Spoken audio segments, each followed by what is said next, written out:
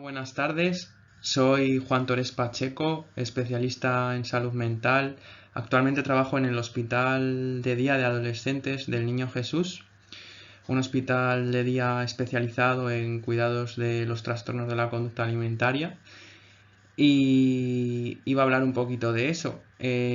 Por motivos de salud no puedo estar en directo, por lo que esto es una grabación y para que se puedan ver las diapositivas me voy a quitar la imagen de lo que son las diapositivas porque no sé cómo moverla y creo que va a ser mejor quitarla para que se pueda ver todo.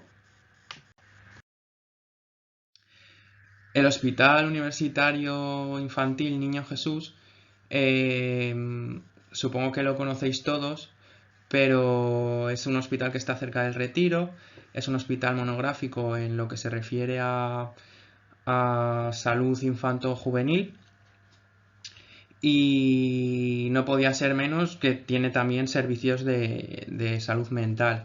Los servicios de salud mental están situados entre la planta baja y la segunda planta del hospital y a día de hoy disponemos de estos dispositivos como son la Sala Santiago, que es una UHB general infanto-juvenil que actualmente tiene 17 camas.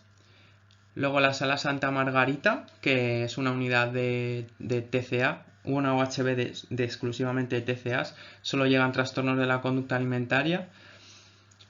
Y actualmente tiene 15 camas, tenía 14 antes de la obra que hicimos hace como un mes, acabó hace un mes esa obra, pues hubo una remodelación y ahora se ha puesto una cama de más. Y luego pues tenemos también los hospitales de día, hay varios, ¿vale? Está el de infantil, que es para menores de 6 años y está dedicado al trastorno del espectro autista, el de escolares, que se dedica a TCAs, y el de adolescentes, que también nos dedicamos a TCAs. Digamos que el infantil no comparte el mismo espacio físico que el de escolares y adolescentes. El infantil está en la segunda planta, si no me equivoco, y el de escolares y adolescentes se ubica en la planta baja. Trabajamos con escolares por la mañana, en turno de mañana, y luego por la tarde con adolescentes. No coinciden todo el turno, no coinciden los pacientes todo el turno, coinciden en las comidas, pero realmente no hacemos actividades conjuntas, tampoco comen conjuntamente, cada uno come en su comedor y luego por la tarde nos quedamos exclusivamente con los adolescentes. Por otro lado, también hay consultas externas. Muchos pacientes, en vez de pasar a CSM, a veces, sobre todo si son TCAs, llevan su seguimiento en el Hospital Niño Jesús.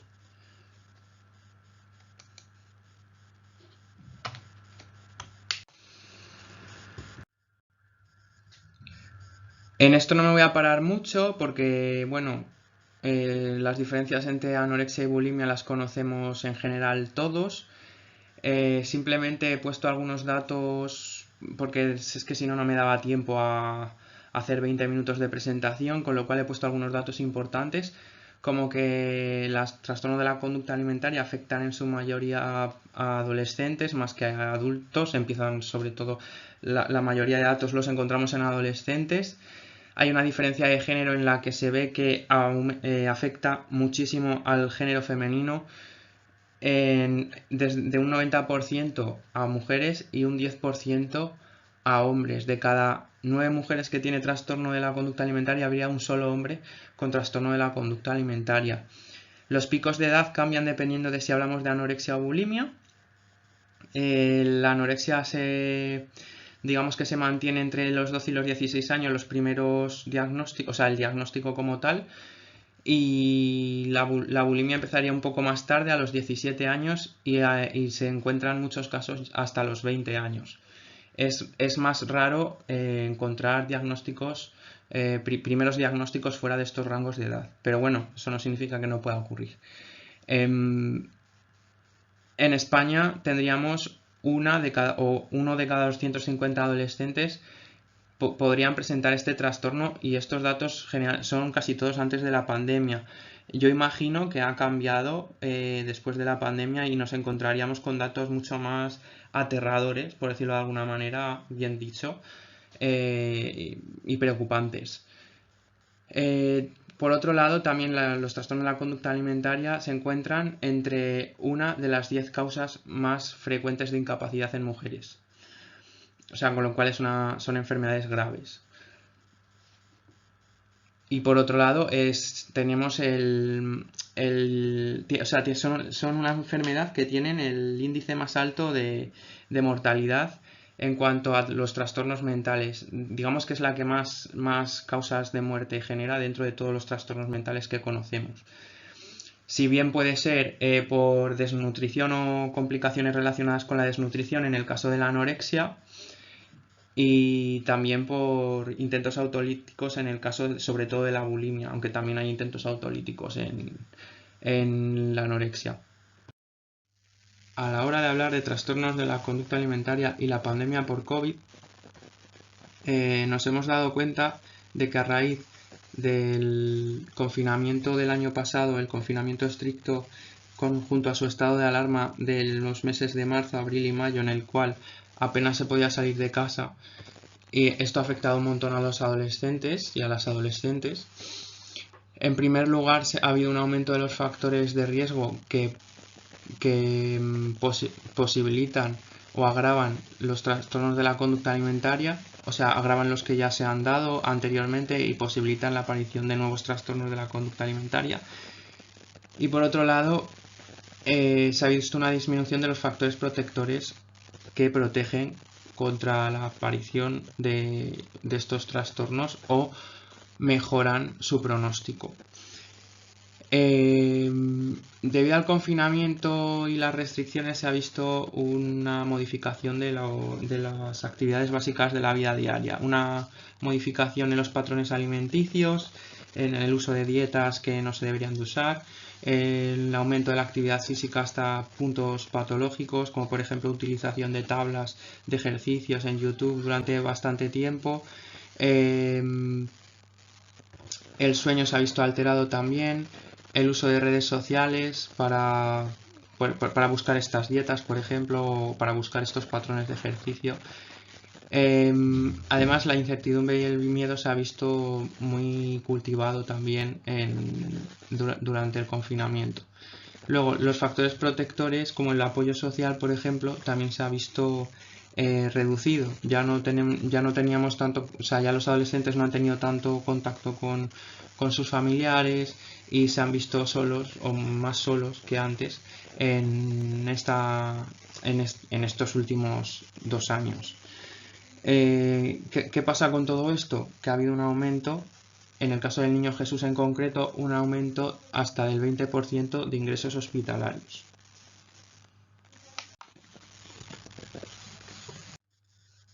Bueno, pues ahora toca hablar del Hospital de Día de Adolescentes, que es el lugar donde trabajo.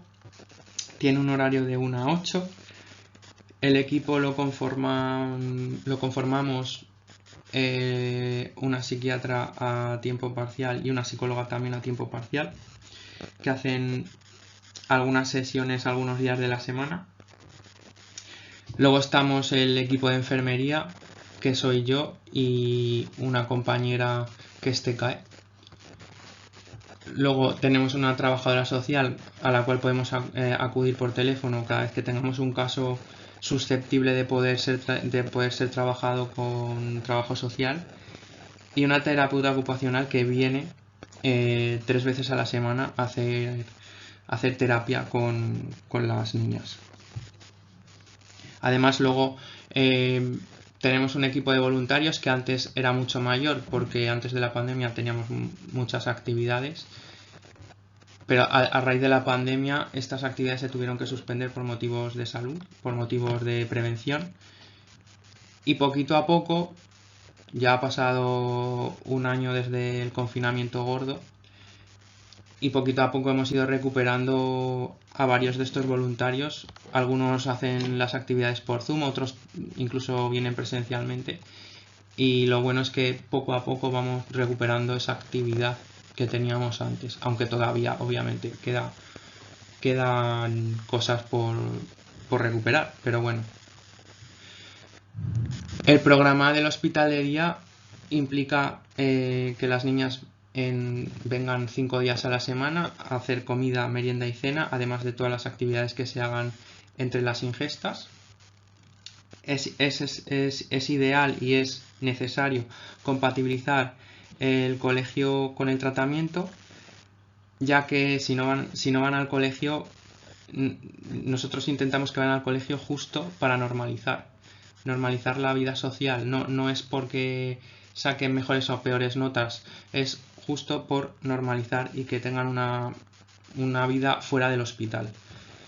La edad comprendida de las niñas es entre 14 y 18 años, aunque lo que se suele mirar más es el curso, que estén entre tercero y segundo de bachillerato.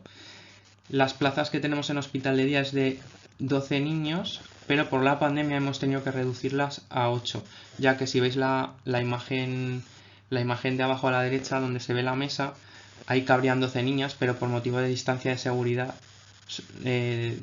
hemos tenido que reducirla a 8 para que puedan comer sin mascarilla a una distancia prudencial. Todos los pacientes, a la hora de entrar en hospital de día, tienen que firmar el contrato terapéutico. El contrato terapéutico es un contrato que se establece entre los profesionales del equipo terapéutico y el paciente y los padres. Lo tenemos que firmar todos, pero sobre todo a los que más les interesa firmarlo es al paciente y a los padres. Primero se lo tienen que leer y después firmarlo, pero en ese contrato viene que la asistencia a las sesiones de lunes a viernes es obligatoria, que deben de cumplir el plan de vida, que después veremos un poco lo que es el plan de vida, que el plan de vida es una de las cosas más importantes del tratamiento en el hospital de día. Se comprometen también a que en caso de que haya infrapeso, porque no siempre hay infrapeso, pero si hay infrapeso, a un incremento aproximado de 500 gramos a la semana, y que hay que cumplir con las ingestas y hacer los correspondientes protocolos de estilo y de reposo.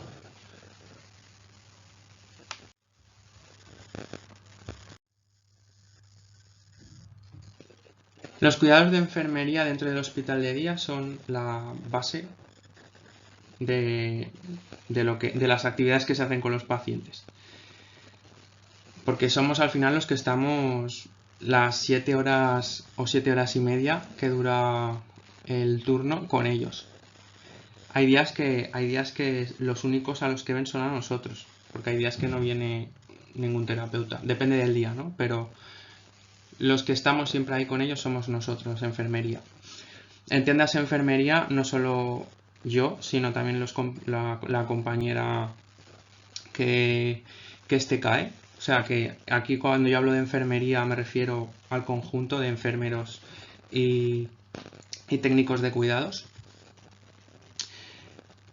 ¿Qué hacemos en el hospital de día? Una parte de las cosas que hacemos es controlar las ingestas, entendiendo que aplicamos un protocolo. Ese protocolo es algo menos estricto que en planta. El nivel de exigencia va disminuyendo según van avanzando en el tratamiento. La idea es normalizar. O sea, tú no le puedes exigir lo mismo que le exiges en planta a un niño o una niña que cuando está en consultas. La exigencia tiene que ver mucho con no trocear comida, coge bien los cubiertos, no utilices la servilleta para quitarle la grasa a la pizza, cosas así. Al final son correcciones que hay que hacer muy a menudo cuando están en agudos, pero a medida que esas correcciones se van haciendo automáticas, se va disminuyendo el nivel de exigencia. En hospital de día, como se supone que ya han pasado por agudos, están un poquito más estables, aunque todavía les falta rodaje, se baja el nivel de exigencia. Además, muchas veces esa monitorización que hacemos de las comidas, hasta ellas a veces la agradecen independientemente del grado de nivel de reconocimiento de la enfermedad. ¿Por qué lo agradecen muchas veces? Porque se sienten más seguras teniendo a alguien que les está vigilando continuamente que comiendo ya solas o comiendo con alguien que mira solo a veces.